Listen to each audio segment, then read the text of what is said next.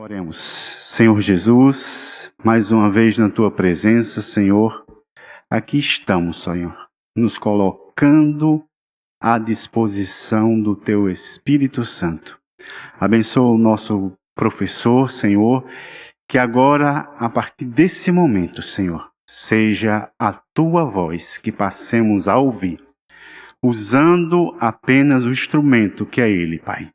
Abre o nosso entendimento para que possamos mais e mais aprender a cada dia, poder Te agradar e alegrar o Teu coração. Fica conosco, mais uma vez Te agradecemos por essa oportunidade. Em nome de Jesus Cristo. Amém. Queridos, eu anotei aqui alguns pontos para a gente seguir, porque depois dos 40 você tem que anotar. Eu descobri que depois dos 40 anos, a mais fraca das canetas é mais poderosa que a melhor memória fotográfica. Então, eu não me aparto dessa caneta e vamos estar sempre riscando. Mas o comentarista da revista, ele sugere que nós trabalhemos um texto bíblico em Romanos, então vamos ter um texto base. Não sei se já está aí, exatamente, e vamos caminhar alguns passos, algumas pegadas aí, vocês estão vendo. Vamos caminhar estudando 3 versículos do nosso texto base. E o texto base que ele nos sugere é Romanos, capítulo 12, versículos 9, 10 e 11.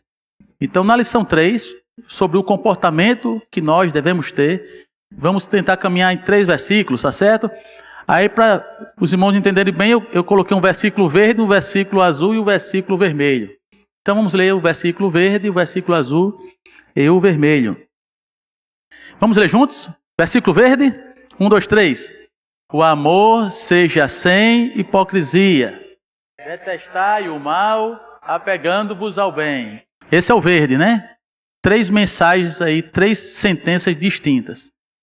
O amor sem hipocrisia, detestar o mal e se apegar ao bem. Versículo azul, 1, 2, 3. Amai-vos cordialmente uns aos outros com amor fraternal, preferindo-vos em honra uns aos outros.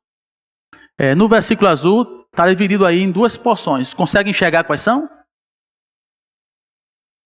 Exatamente, até a vírgula é uma e depois da vírgula é outra, né? O texto ele sugere isso até na sua origem. Versículo vermelho, 1, 2, 3. Não sejais remissos, sede fervorosos de espírito, servindo ao Senhor. Então, o versículo vermelho, 2 porções também, o ponto e vírgula é o divisor. No zelo não sejais remissos, preguiçosos, né?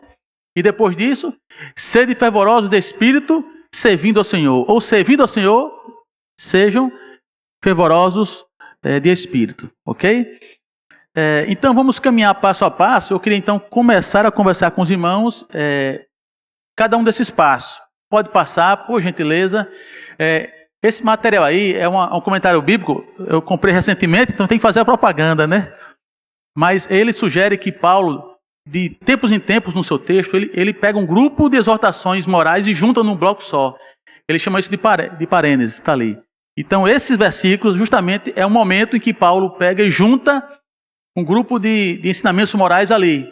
Apesar de não serem um só tema, mas são vários ensinamentos juntos em curto espaço de texto.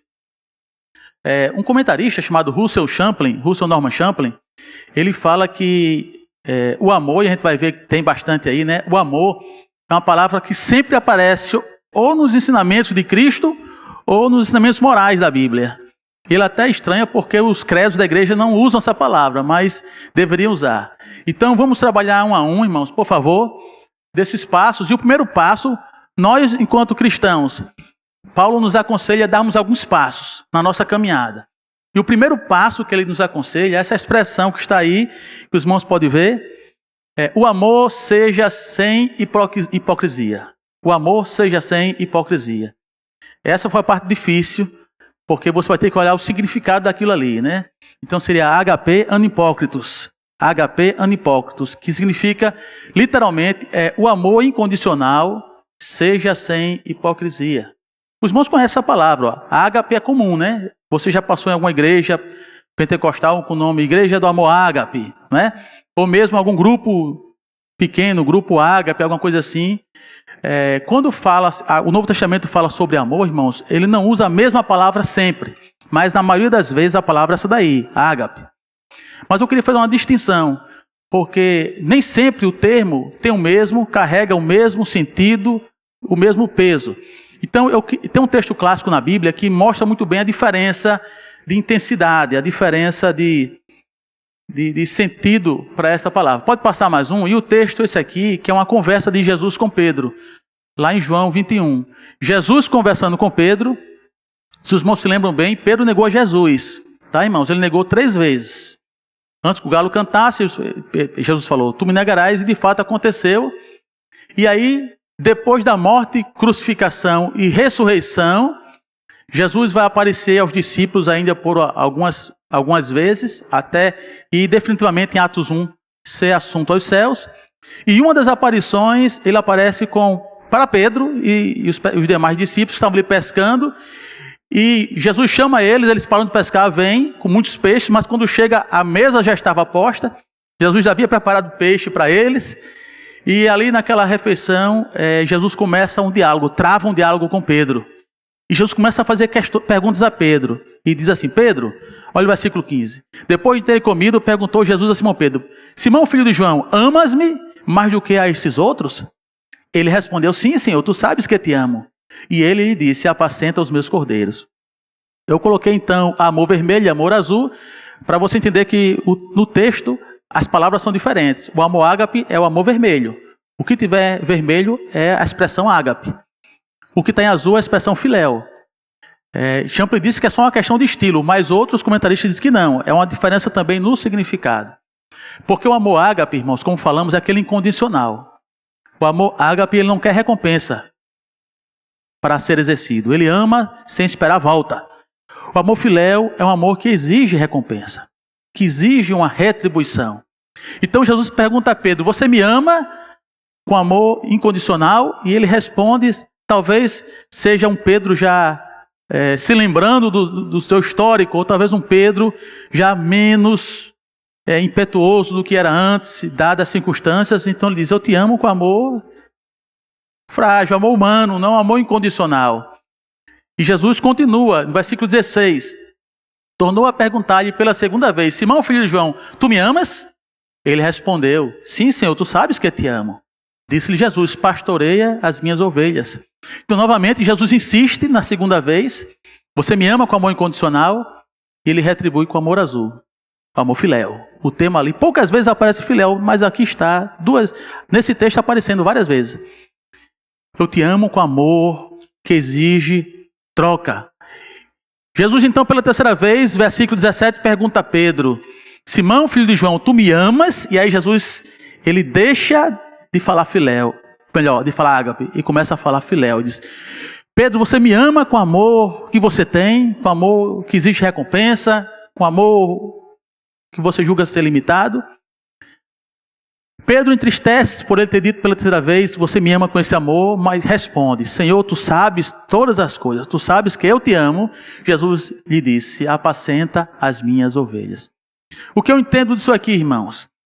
Eu entendo que Deus, ele desce ao nível de Pedro para se relacionar. Deus, ele não faz uma exigência que Pedro não possa atender. Então, tudo aquilo que Deus nos pede para fazer, irmãos, ele faz dentro das nossas condições. Deus não lhe pedirá algo que seja impossível, até porque ele conhece a nossa estrutura, ok? Então, esse é um texto clássico que eu sempre utilizo nas aulas para mostrar que a palavra para amor nem sempre é a mesma, mas nesse caso aqui fica claro para nós que apesar da resposta que nós demos para Deus, irmãos, nada que Ele nos pede é impossível ou demasiadamente pesado que nós não possamos atender. Então pode passar. Nesse primeiro passo, o Senhor nos pede para amar incondicionalmente. E não apenas isso. Aqui fala também que o amor, ele é sem hipocrisia. Ele não pode ser falsificado. É um amor sincero, né? E aqui eu já fui buscar num site o significado de sincero e volta só um pouco. Pode ser. Pode adiantar. Sincero é como se fosse sem cera. Aí tem várias teorias. Uma delas é que o escultor romano, ele fazia as estatuetas para vender e alguma trincava, não ficava perfeita. Então ele botava uma cera ali para mascarar o detalhe E aí a pessoa comprava aquela peça por perfeita, sem ser perfeita. Então, sincero seria sem a cera, algo realmente da forma como é. E me chama a atenção porque Paulo, falando novamente sobre amor, e aqui tudo é amor vermelho, tá? Tudo é ágape. Lá em Coríntios 13, né? Bem conhecido Coríntios 13, tem músicas e tudo com Coríntios 13. Versos 6 e 7 ele diz: não se alegra com a justiça, o amor, o ágape, mas se regozija com a verdade. Tudo sofre, tudo crê, tudo espera, tudo suporta. Então, Paulo dá a entender, lá nos passos do comportamento cristão, o amor sem hipocrisia seja um amor que tudo sofre. E que ele acredita nos outros, é amor crível, ele acredita. Ele tem paciência, ele espera, ele suporta. Irmãos, é pesado demais. Quer passa mais um aí. Um amor parecido com esse, quer dizer, é um amor de mãe. Eu não conheço nenhum amor que seja dessa qualidade, né? Desse modelo. Eu até achei uma frase interessante que diz: uma mãe pode até esquecer o dinheiro que te emprestou, mas nunca vai esquecer a tapaué que você levou com comida, né? Mas eu peguei essa frase porque é verdade, irmãos. A mãe conhece um filho da maneira que nem o próprio filho se conhece. Quem tem o privilégio de ter sua mãe, talvez possa testemunhar concordando comigo. E o amor de Deus, eu penso que o amor humano mais parecido com o amor de Deus seja o amor de uma mãe para com o filho. O que mais pode ser pedagogicamente próximo. Só que Paulo, ele está dizendo para nós que devemos amar sem hipocrisia, amar incondicionalmente, amar sem maquiagem, e ele nos pede que devemos amar como o amor de uma mãe. E aí que está o peso da coisa. Imagine só, Alexandre, Jonas, Deus quer que eu ame vocês como se fosse a minha mãe. Será que eu consigo, irmãos, alcançar isso? Esse é o amor, a excelência do amor que ele pede de nós. Pois, irmãos, esse é o primeiro passo. E vai piorar. É melhor parar por aqui, né? Essa conversa. Vou fazer o seguinte: eu vou virar de costas para ajeitar o fio do microfone. Aí a chance de você sair e ir embora e não precisar ouvir o resto, tá certo? Mas por favor, não me deixe sozinho aqui. Amém. Não saiu ninguém. Glória a Deus. Deus teve misericórdia de nós. Então, vamos continuar a caminhada? Paulo diz que devemos amar incondicionalmente. Ainda nesse primeiro ponto, irmãos, eu lembro da história do profeta Oséias. Você lembra do profeta Oséias? Deus manda que ele vá resgatar a mulher dele que tinha ido embora e tornou-se meretriz. Inclusive, ela foi meretriz, mas não deu certo lá porque ela estava sendo leiloada. E aí o vendedor oferecia: quem quer comprar essa mulher? Essa mulher tem algum valor ainda, é jovem. E ofereceram um barril de cevada. E outro deu 1,5 barril de cevada. Aí chega o profeta e diz: eu dou 15 peças de prata, mais o seu barril de cevada e a sua metade de barril de cevada. Eu cubro a oferta. Dou até mais do que você almeja. Então esse amor incondicional, Deus falou. Deus usou o profeta para depois dizer para o povo: desse jeito é o amor que eu tenho para com vocês. Que apesar de me traírem várias vezes, eu ainda os amo. Então, irmãos, esse é o amor de Deus. O amor que Ele tem para nos oferecer. É um amor incondicional. Que nós possamos nos esforçar para amarmos da mesma maneira. O segundo passo é: odeiem o mal. Apostigum-tes tu poneron. Abomine tudo da parte do mal. Essa era a ideia correta. Abomine tudo que seja da parte do mal. Aqui tem algumas questões interessantes que nós temos que considerar. Primeiro, é uma questão de se colocar como discípulo de Cristo mesmo e andar nas suas pegadas. É a primeira questão. Imagine assim: em meus sapatos, Jesus faria isso que eu estou fazendo? Em meus sapatos, Ele teria coragem de responder ou de tomar essa decisão? Essa porque abominar tudo que vem da parte do mal não é mal de erro, não. É mal no inglês até evil, é mal de coisa demoníaca, é mal que procede, que é inimizade contra Deus. Então, abominem, odeiem o mal. Primeiramente, é seguir as pegadas de Cristo, ser um imitador dele. Tomar decisões tendo essa empatia. Em meu lugar, o que faria Jesus? E o segundo aspecto que eu pontuei aqui para os irmãos é que esse padrão é tão elevado que imagine vocês, pronto, o irmão Márcio chegou aqui, né? Com água mineral. Obrigado, irmão Márcio. É uma benção. A gente chama de tio Márcio. Eu quero oferecer um copo d'água para um de vocês aqui. Quem quer tomar água? Faça assim. Ninguém, né? Tá com medo de ser voluntário. Tá aí já. Também atendi pelo distanciamento. Mas essa água aqui é 99% mineral, mas tem 1% aqui de veneno mortífero. Não é só 1%. Não colocar veneno não, que ninguém vai querer tomar. É 1% da água que eu coletei na calçada da rua e coloquei aqui dentro. 99% é mineral e uma gota da calçada da água da chuva que corre ali na rua. Quem quer tomar? Ninguém quer tomar, né? Por que não querem tomar? Porque não é 100% mineral. Mas é 1% só. Não faz diferença 1%. 99% aqui que é mineral. Mesmo assim, alguém quer tomar? Ninguém quer tomar. Interessante, né, irmãos? A Bíblia diz em Isaías que a nossa justiça, quando Deus brilha na sua luz, para Deus é como se fosse pano de chão. Veja o nível da santidade de Deus, da excelência de Deus. Então, isso tem a ver com imitar a Cristo, é um padrão tão elevado. Abobine o mal, odeie, se afaste do mal. Você é crente, se afaste do mal. Por quê? Porque a santidade de Deus não admite, irmãos, impureza. De forma alguma. Se uma água mineral, que é 99% mineral e 1% de esgoto, a gente não quer tomar, avalie Deus quando tem que suportar, né? A nossa conduta cristã. Então, Paulo literalmente quer dizer, abomine, se afaste de tudo aquilo que é mal, que afeta a pureza de Deus. Tem um versículo que eu quero passar, que foi até o que a gente fez na abertura do culto, que aqui é o Sermão do Monte. E aí você não se parece com a luz, nem se parece com o sal. Você é a luz, você é o sal da terra.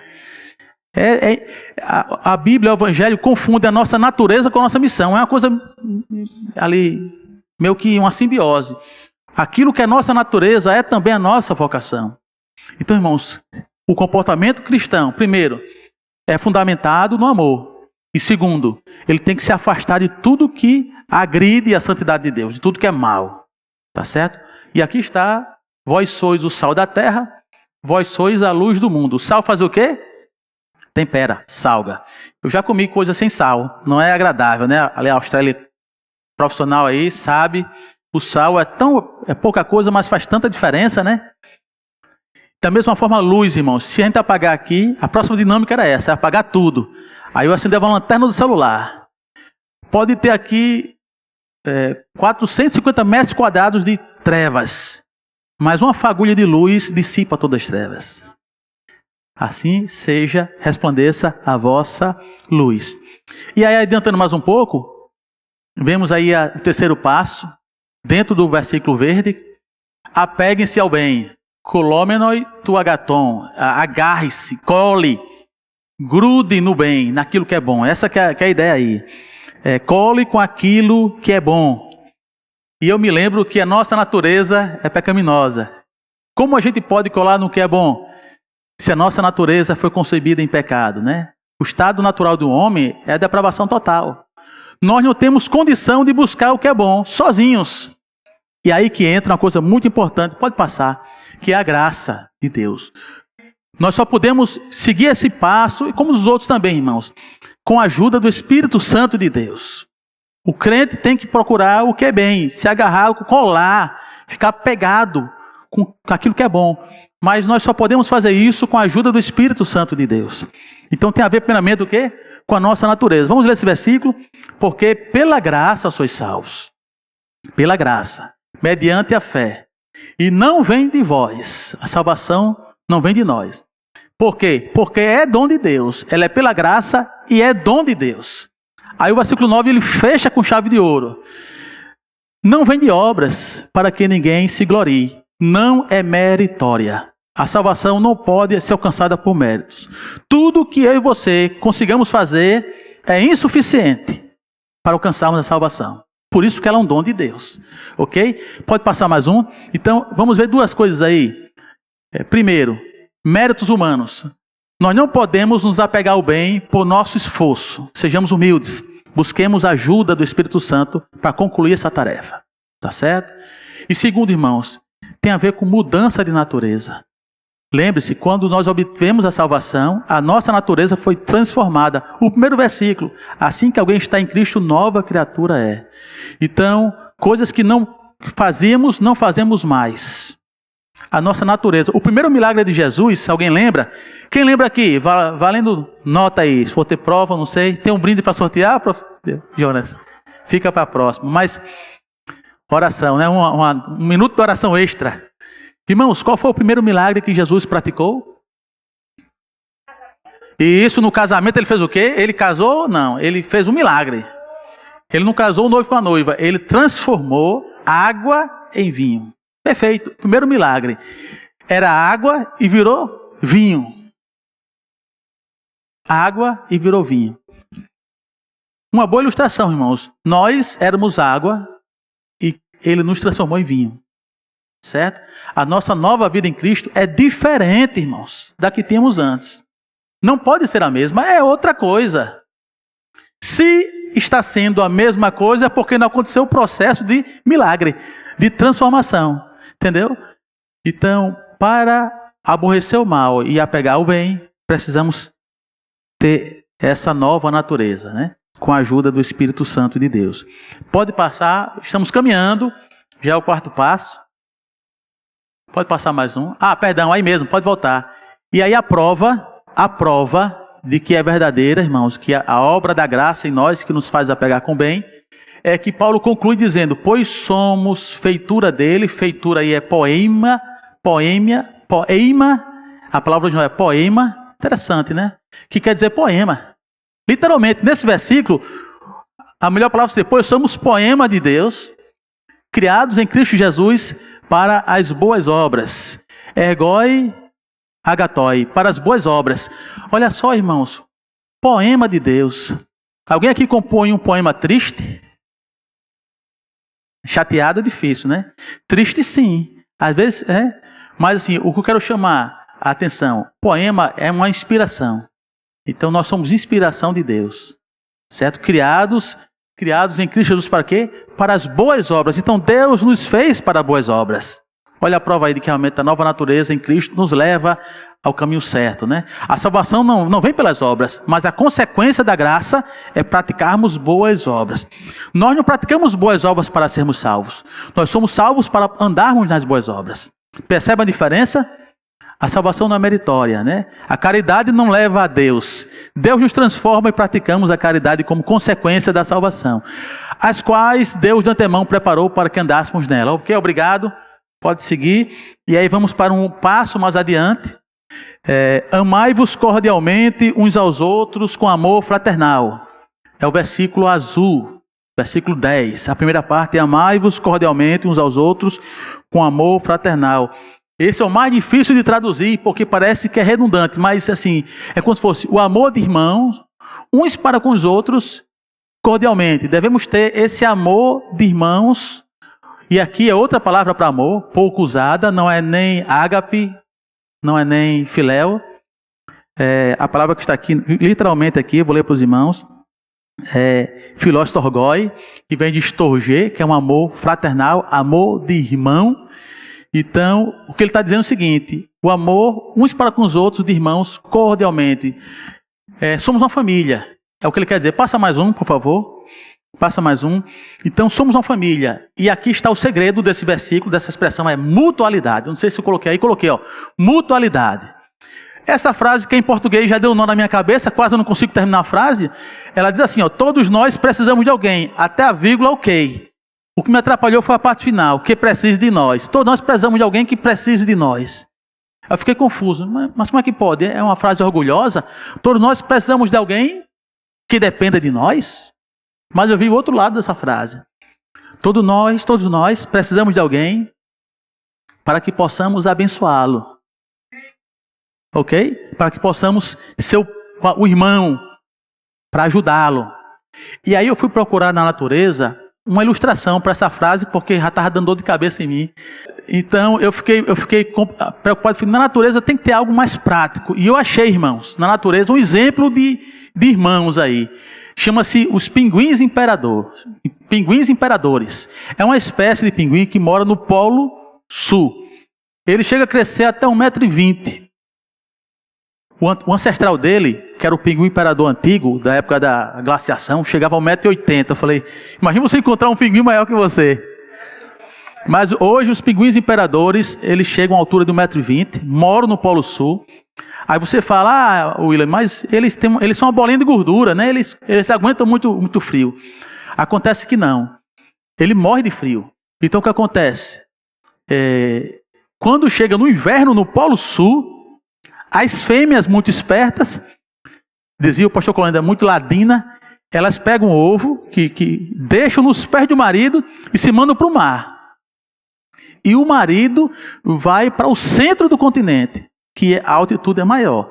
Então, literalmente, o pinguim imperador macho, no inverno, ele vai para a região mais fria, com ventos de 200 km por hora, temperaturas beirando os menos 40 graus Celsius, e com o ovo entre as patas, né? Que o ovo fica com o marido.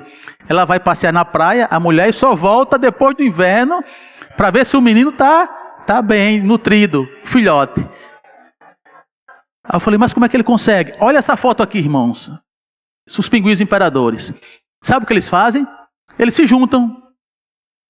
E quando se juntam, um aquece o outro. Acontece que tem um detalhe, eles não apenas se juntam. Quem está no centro do bolo, está bem. Além de ser uma bola de gordura, tem várias bolas de gordura abraçando ele. Só que quem está na borda está levando a pancada de vento. Então quem está na borda vai se infiltrando e quem está no centro vai sendo empurrado para fora. Ele passa a sua etapa no centro, paga a sua etapa na borda, e quando começa a ficar assim um frio congelando, ele vai se infiltrando para dentro, e quem está dentro vai sendo empurrado para fora. E fica nessa dança durante todo o inverno, de forma que uns aquecem os outros, e ninguém morre congelado pelo frio. Interessante, né? Esse foi o exemplo da natureza mais forte sobre amor fraternal. Imagine, irmãos, Deus quer que nós sejamos assim. Está ali, está escrito antes, né? Deus quer que no comportamento cristão nós possamos aquecer uns aos outros. Né? Aquecer o quê, irmão? Aquecer num suporte, não é isso? Tem dias que eu estou aqui forte, que pode a Austrália chegar aqui chorando, eu estou forte para abraçar eles dois. Mas tem dia que é minha vez de entrar chorando, né? E eu vou precisar que eles me dêem esse suporte. E assim deve ser a nossa vida cristã. O pastor Orlando pregando, ele deu uma frase que eu coloquei até aqui, mas não vou falar agora não. Essa é outra frase. Mas ele ensinava bem isso, né? Nós temos que ter essa percepção do evangelho, irmãos. Que Deus nos ajude a cumprirmos. Esse é o 4º passo do comportamento do crente. Mas tem um 5º passo. Quanto à honra, deem sempre preferência aos outros. Essa frase também não é fácil, tá certo? Mas a estima uns pelos outros com deferência. Nós temos que ter estima uns pelos outros e termos deferência uns para com os outros. Estima e deferência, irmãos, eu chamo de virtudes sacrificiais. Então é isso que ele quer dizer. No comportamento cristão, nós temos que ter virtudes sacrificiais. Geralmente, é muito comum a gente conhecer a palavra autoestima, não é? Todo mundo aqui sabe o que é autoestima. O quê? É você ter... Autoestima é você ter um bom conceito de si, né? Você ter uma vida... É você viver com confiança. Isso é a sua autoestima. É muito popular a palavra autoestima. Mas não é tão popular a palavra estima. Ali é um sentimento. E o que a estima significa? É um sentimento de amizade, ação, efeito de estimar, ter apreço, afeição por outro. Então observe que a estima é uma entrega, é uma doação. A estima é algo sacrificial. Você deixa de ter sentimento por si para ter o olhar para o que está fora. Que é a essência do evangelho, né? Um primeiro-ministro britânico, arcebispo britânico, William Temple, disse que a igreja é uma organização que vive em função dos não-membros. A outra virtude sacrificial que esse passo do comportamento cristão que Paulo ensina exige é a deferência. Deferência já é um comportamento, não é mais um sentimento. É um comportamento ou ação que demonstra respeito em relação a outra pessoa. Então, deferência é você ter Essa virtude, deixa eu ver se eu anotei algo interessante aqui que precisamos pontuar. Muito bem. Deferência é você dar a primazia a outro. Chega a ser uma reverência.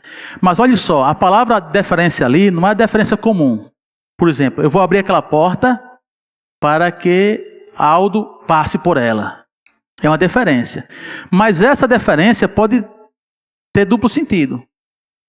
Eu vou dizer como pode ter duplo sentido. Uma vez um palestrante, fui no Senai, eu fui uma palestra, ele confessou depois, ainda bem que ele confessou, né? Ele chegou na porta, aí vinham umas mulheres entrando, ele parou e deixou que elas entrassem. Né? Aí depois ele entrou. Aí ele confessou na palestra de que ele, não é que ele foi educado e deu deferência, ele não sabia abrir aquela porta. Então ele deixou que elas entrassem primeiro para aprender, entendeu? Para não cometer nenhuma gafe, e depois que elas conseguiram abrir, ele entendendo como entrava, ele entrou em seguida. Não é essa deferência que você leva vantagem, mas o termo ali, deferência, eu até tenho o nome do termo aqui, proegomenoi, você dá deferência, mas também pelo exemplo. Você já passou por aquilo, sabe que é bom, e diz, eu já fui, sei que é bom, vá você primeiro. É nesse sentido. Você dá deferência sabendo que aquilo vai ser uma coisa boa, e você tem o melhor dos sentimentos para com aquela pessoa. Então, resumindo, nós temos nessa sessão, né, preferindo-vos em honra uns aos outros, não é isso? Nós temos que ter virtudes sacrificiais. Pode passar. Nas minhas primeiras, 2014, nas minhas primeiras visitas a essa igreja, vindo de outra igreja, eu ouvi um sermão, e o pregador que estava aqui, uma das frases que ele falou foi, o cristão não tem direitos. E aí eu pensei, essa frase está certa ou não? Está completa ou não? E eu entendi, irmãos, e hoje eu entendo assim, que essa frase ela tem que ser a regra e não a exceção. Eu sei que os irmãos têm direitos, eu sei disso, né? Os irmãos são as bênçãos aí, a gente usa, alguns são até advogados que defendem as nossas questões. Não é no sentido lato talvez, mas no sentido mais estrito. O cristão não tem direitos. Em que sentido? Aí eu fui procurar na Bíblia o exemplo de Cristo e achei Filipenses capítulo 2. Eu queria ler com os irmãos do versículo 1 até o 8, mas vamos ler só o que está na tela. O versículo 1 e 2, Paulo diz, olha, para que vocês completem minha alegria em Cristo, para que Cristo fique feliz com vocês também e eu também. E aí ele começa a fazer umas exortações. Ouça o que Paulo ensina em Filipenses 2, 3 a 8. Nada façais por partidarismo ou vanglória, mas por humildade, considerando cada um os outros superiores a si mesmo. Não tenha cada um em vista o que é propriamente seu, senão também cada qual o que é dos outros. Tende em vós o mesmo sentimento que houve também em Cristo Jesus, pois ele, subsistindo em forma de Deus, não julgou como usurpação o ser igual a Deus. Antes, a si mesmo se esvaziou, assumindo a forma de servo, tornando-se em semelhança de homens, e, reconhecendo em figura humana, a si mesmo se humilhou, tornando-se obediente até a morte, e morte de cruz. Amém. Amém. Obrigado, Jonas. Virtudes sacrificiais. Exclamamos aí, em vermelho, não tenha cada um em vista o que é propriamente seu. Exclamamos, tende em vós o mesmo sentimento que houve também em Cristo Jesus. Que sentimento foi esse, irmãos? Exclamamos, a si mesmo se esvaziou, ele era Deus, tá certo? Ele era Deus, se esvaziou. Exclamamos, a si mesmo se humilhou, que o levou à cruz. Jesus tinha todos os direitos, prerrogativas de exigir a adoração. Ele era Deus, mas ele se esvazia dos seus direitos. Aqui está o exemplo, irmãos. Ele se sacrifica por nós. Porque nós não podemos nos sacrificar um pouquinho pelo irmão. Virtudes sacrificiais. O cristão não tem direitos nesse sentido. Certo? Em muitas questões, considere os outros superiores a si mesmo. Se todos fizerem isso, todos ficam no final do mesmo tamanho. Se cada um considerar o outro superior a si mesmo. Eu falei no começo, só faz sentido para quem experienciou o novo nascimento. Isso aqui não faz sentido para quem não nasceu de novo. Sentido algum, para ser mais sincero. Ok? Vamos ao passo seguinte. Quanto ao zelo, não sejam preguiçosos. A melhor proposta é que seja pronto em não ter preguiça. Seja pronto em não ter preguiça. Tesponder-me, okneroi. Fugir da preguiça. Fugir da preguiça é ser disciplinado. Concordam comigo? Fugir da preguiça é ser disciplinado. Nesse sentido, o versículo vai continuar, porque o versículo 11, tem a ver com disciplinas espirituais. Tá certo, irmãos? Então, vamos passar adiante. Aqui, ó. E não tem como a gente falar de preguiça e não citar Provérbios 6,6, né? Provérbios 6,6, que fala o quê? Vai ter com a formiga, ó preguiçoso, considera seus caminhos, você sabe. E ali está a formiga, para a gente olhar para ela. Ela pode ou não pode fazer isso? A formiga levanta, acho que algumas vezes o seu peso, eu não pesquisei direito, não sei se são 7 vezes o próprio peso, mas ela consegue levantar bem mais que o seu próprio peso, né? E ela trabalha, é incansável. Por experiência própria, eu tenho um gramado lá em casa que eu costumo aguar no final da tarde, quando estou em casa. E tem umas formigas lá. E eu jogo água nelas e venço elas ali, mas amanhã elas estão de novo. Elas são perseverantes, mas eu vou lutar. Eu não desisto não. É uma perseverança, né? Eu aprendo com elas a ser perseverante, tá certo? Elas trabalham de forma coletiva. Obrigado. Perfeito. Vê também? Perfeito. Então, disciplinas espirituais. O comportamento do crente tem que ser um comportamento que ele nos leve a sermos prontos a fugir da preguiça. Ou seja, nós temos que ser disciplinados. E nesse caso, veremos que essa disciplina é espiritual. Eu elenquei, então, uma das áreas mais difíceis da disciplina espiritual que nós temos. A oração. Não é verdade? Não é difícil orar? Ter disciplina em oração? Vamos clicar mais um? Aqui está. Aí eu achei essa frase, ó. Orar não é obrigação. Orar é ter o prazer de falar com Deus. Clica mais um. Aí eu gostei dessa frase aqui, ó. Orar é para os fracos. É por isso que eu oro. Então, essa é uma disciplina que nós temos que ter. Oração. É só um exemplo que eu trouxe aqui para que nós pudéssemos observar melhor. E eu fui procurar na Bíblia. Será que tem gente que ora? Tem muitos bons exemplos na Bíblia para que nós nos fortalecemos, né? Imagine só se esse camarada fosse preguiçoso. Passei mais uma. Daniel.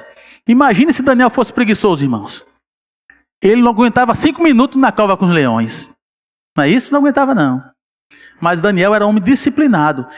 Se formos ler o livro de Daniel, do capítulo 1 ao 6, é só história. Do 7 ao 12, que é profecia. Mas a primeira sessão é só histórica. Irmãos, você vê, desde o capítulo 1, você vê disciplina nesse rapaz.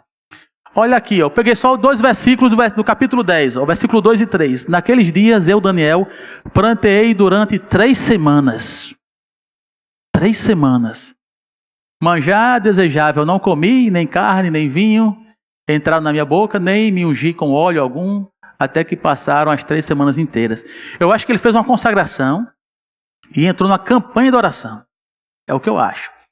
Eu só botei isso aí para ter ideia. Se forem ler em casa o capítulo todo, o resultado disso aí é que veio um anjo do céu com a mensagem para ele.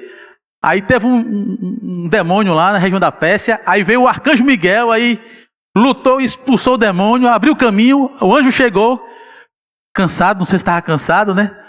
Mas ele fala, Daniel, você é muito amado. Aí Daniel, o que está acontecendo aqui? Né? Nem entendi nada. Ele disse, não, eu só passei, desde o seu primeiro dia da oração, da sua campanha, eu já vim com a resposta. É que teve um obstáculo espiritual. Mas precisei de um reforço ali, mas deu certo, nós vencemos e estamos aqui para resolver sua questão. Olha só, irmãos, o que a disciplina espiritual não provocou no reino espiritual. Perceberam isso? Uma campanha de 3 semanas de Daniel.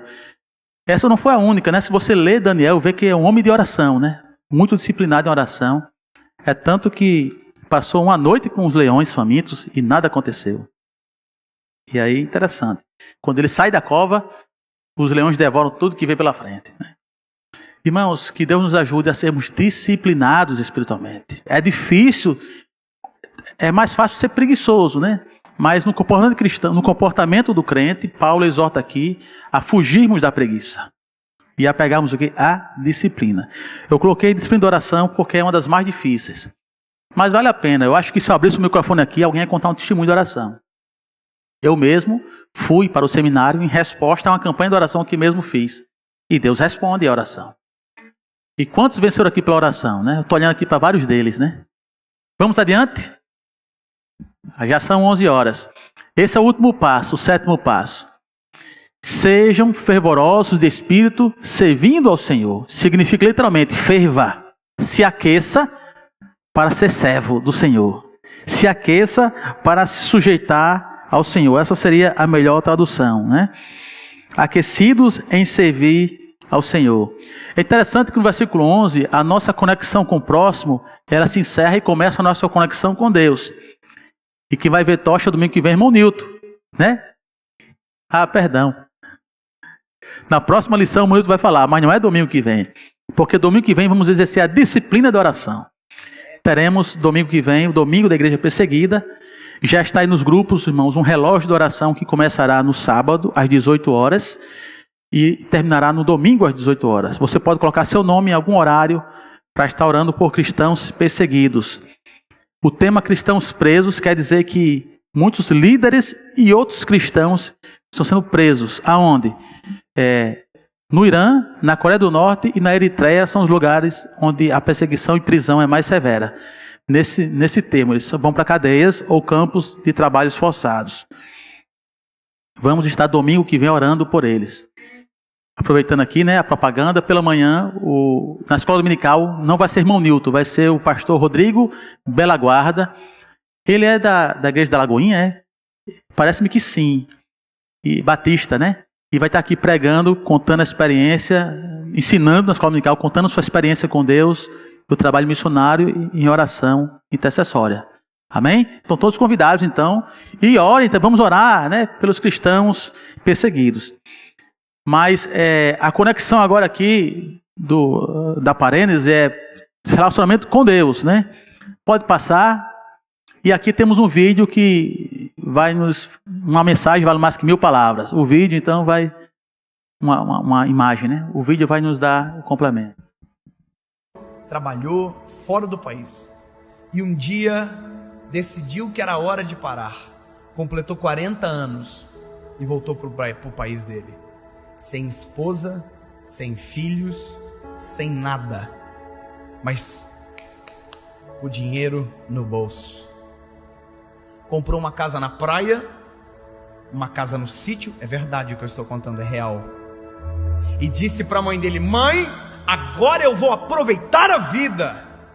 E naquela semana sentiu uma pontada no coração, procurou o médico disse: o senhor estava morando fora do país, alguma coisa?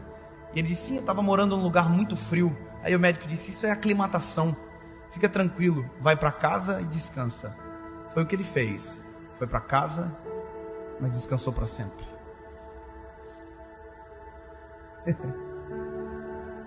Nem um centavo que ele viveu a vida inteira batalhando foi junto com ele. Tudo que ele fez foi para aproveitar 5 dias de uma semana, assinando documentos e papéis de imóveis que ele nunca sequer usou. E morreu. Sabe por quê? Porque a prioridade nunca foi a correta. A prioridade nunca foi a certa. E eu vou te dizer, tá cheio de gente correndo atrás daquilo que apodrece. Tá cheio de gente correndo atrás daquilo que estraga, perde a graça. Posso te contar uma coisa, meu lindo? Compra uma Ferrari 2019. Compra. Ano que vem será 2020 e o seu carro será usado. Compra uma casa nova. Daqui 5 anos ela será usada. Agora, experimente valorizar aquilo que é prioridade. Case com uma mulher linda. Case com um homem cheio de Deus. Daqui 5 anos será o seu marido. Daqui 5 anos ainda será a sua esposa. Ei, tenha filhos. Daqui uns dias você vai ouvir alguém dizendo assim: papai, tudo bem com você? Cuide deles, ame-os primeiro. Ei, ame a Jesus sobre todas as coisas, sobre tudo, e priorize as coisas certas, porque as coisas certas normalmente Jesus dá. As coisas erradas normalmente é sempre a gente que está correndo atrás. Amém? Já tinham assistido? Essa mensagem serve para mim. Se encaixa muito bem, né? Buscar as coisas certas. Creio que pode ser útil também para os irmãos. Esse é o último passo da caminhada que Paulo nos sugere no comportamento do crente. O 7º passo é esse, irmãos. Aqueça-se. Aqueça seu coração para servir ao Senhor. A gente é tão destro para fazer tanta coisa, né? A gente faz tanta coisa com tanta habilidade que nem louva a Deus. Imagine se você usasse energia para aquilo que louva a Deus. E aí a aula encerra aqui, certo? Pode passar. Eu preparei um epílogo, mas só se desse tempo. Eu não sabia se ia dar, mas é rapidinho, são só 4 slides. Então, às vezes, a gente se encontra assim, né? Com alguma motivação distorcida para servir a Deus. Aí é prova que a nossa conexão de Wi-Fi com Deus está falhando, né? Precisamos melhorar. Pode passar. Aí quando a gente busca, então, a cruz de Cristo, relacionamento com Deus, as coisas começam a mudar. E é isso que deve acontecer em nossa vida, em nosso comportamento. Pode passar. 1 Coríntios 10, 31, esse versículo é bem esclarecedor. Diz, portanto, quer comais, quer bebais, ou façais outra coisa qualquer, fazei tudo para a glória de Deus. Esse deve ser um lema que se aplica em diversas áreas. Se cabe em qualquer ocasião da nossa vida. Outro dia, Nayama estava ensinando com Jaime sobre o Halloween no Nazaré Kids. Esse versículo se encaixa. Se você quiser tomar uma decisão de fazer algum projeto pessoal de vida, esse versículo se encaixa. Esse versículo, a mão na roda, se encaixa para quase tudo. É a voz do Espírito Santo assim, a consciência, né? Quer comais, quer bebais, ou façais qualquer outra coisa, fazei tudo para a glória de Deus. E aí vamos acertar o caminho. Pode passar. Aqui foram as fontes de pesquisa, mas pode passar, que a gente vai finalizar com o epílogo. Um passo adicional que não está na revista, mas eu quis trazer para os irmãos. Talvez seja a dúvida de alguns aqui. Tudo bem, eu quero aquecer meu coração para servir a Deus. Quero me empolgar com isso. Meu coração ferva. Mas eu vou fazer o que para Deus? O que é que Deus tem para mim? Filipenses 2,3 diz, irmãos, que porque Deus é o que efetua em vós tanto o querer como o realizar. Aquele capítulo mágico, abençoado de Filipenses que estava lendo, né? Tanto o querer quanto o realizar segundo a sua boa vontade. Deus tem um plano geral, pode passar, para todos nós. Aí está o plano geral. Porque Deus quer que todos os homens se salvem e venham ao pleno conhecimento da verdade. Esse é o plano geral de Deus, certo? Mas Deus tem um plano específico para cada um de nós. Pode passar. E esse é o plano específico, certo? Deus sempre tem algo direcionado para cada um de nós. Aqui é a experiência de Jeremias. Antes que eu te formasse no ventre materno, eu te conheci. E antes que saísses da madre, te consagrei e te constituí profeta às nações. Jeremias, no seminário a gente chama de Jerê, né? Mas Jerê para quem tem mais intimidade, o nome dele é Jeremias. Eu brinco sempre no seminário com essa palavra. Ele era de uma família sacerdotal, mas Deus o chama para ser profeta. Deus tem algo específico para cada um de nós, irmãos. Vamos buscar então a sua vontade, ok? E muitas vezes a gente olha por cima das nuvens, né? Procurando, cadê um profeta para falar para mim? Ou um passarinho verde vai chegar na janela e vai dizer, piu, piu, meu servo. Mas não vai acontecer isso. O passarinho que chega lá no quintal é um bem-te-vi abençoado que fica sujando o carro direto. Às vezes chega um beija-flor, né? Mas não vai chegar nem um passarinho falante lá em casa. Eu sei disso. Às vezes procura fora. Mas, na verdade, irmãos, você tem que procurar dentro. Porque Deus está aquecendo o seu coração para o ministério. Deus fala primeiro com você. Aí Ele confirma fora. Mas é só a confirmação. Primeiro Ele fala com você. A vontade de Deus Deus dirige para você. Versículo 14 e 16 de Romanos 8. Pois todos que são guiados pelo Espírito de Deus são filhos de Deus. É o Espírito Santo que nos guia. E o 16 diz que o próprio Espírito testifica com o nosso Espírito que somos filhos de Deus. Então, busquemos ouvir de Deus. E certamente você já sabe o que Deus quer para você. Você quer talvez uma confirmação do que Deus quer para você, qual ministério que Ele quer que você faça na casa dEle. Tem pessoas que têm grande habilidade com crianças. Não pode ver uma criança que quer se engajar, quer se envolver. Deus já está falando com você. É só você começar a fazer. Ah, mas Deus não confirmou comigo. Então começa a fazer. Porque é melhor estar fazendo do que não estar fazendo nada. E Deus haverá de confirmar com você. Amém? Então, cada um, Deus tem um chamado específico a cada um no reino. Todos temos função no reino de Deus. E a gente encerra aqui com esta palavra. Amém?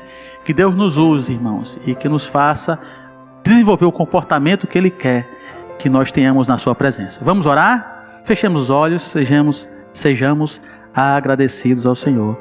Obrigado, Deus, por esta escola bíblica dominical. Obrigado pela vida dos irmãos que estão aqui. Obrigado, Senhor, por aqueles que de alguma forma irão ouvir também parte dessa mensagem. E que o apóstolo Paulo, Senhor, nos ensinar, caminhar passo a passo, que nós possamos ser não apenas ouvintes desta palavra, mas também praticantes dessa palavra. Sabemos, Senhor, que algum desses passos para nós é humanamente impossível, mas a Tua palavra nos orienta a buscarmos a ajuda do Espírito Santo de Deus. E certamente com a ajuda do Espírito Santo de Deus conseguiremos alcançar sucesso em alguns desses passos aqui. O nosso pastor Orlando pregou por esta manhã uma mensagem muito especial. E na sua mensagem também continha, Senhor, que nós não podemos negociar, Deus, a nossa conduta moral. Não podemos ter um afrouxamento moral. Nos ensina, Senhor, no comportamento cristão coerente com a Tua palavra, que nós também não venhamos a negociar a Tua palavra, a Tua verdade. Que essas coisas não sejam sem sentidos para nós, Pai, mas que tenham grande significado, pois é a Tua palavra que nos diz, Senhor. E nos ajuda, pelo Espírito Santo, a alcançarmos sucesso naquilo que vamos intentar em nosso coração. Abençoa a semana dos meus irmãos, Pai. E que eles possam também, nessa semana, meditar sobre o Teu chamado específico na vida de cada um deles. Que eles possam se encontrar no ministério, na Tua casa, fazendo algo para Ti. Que os seus corações, como nos ensina o 7º passo, venham a ferver, Pai, venham a se inquietar para prestar serviço a Ti, meu Deus. Nos ajuda a sermos cristãos verdadeiros e a servirmos uns aos outros conforme nos ensina a Tua palavra. É o que Te pedimos e Te somos agradecidos. Em nome de Jesus, amém. Deus abençoe os irmãos. E quem vai esperar algum companheiro que está vindo das suas classes, pode aguardar aqui no salão mesmo.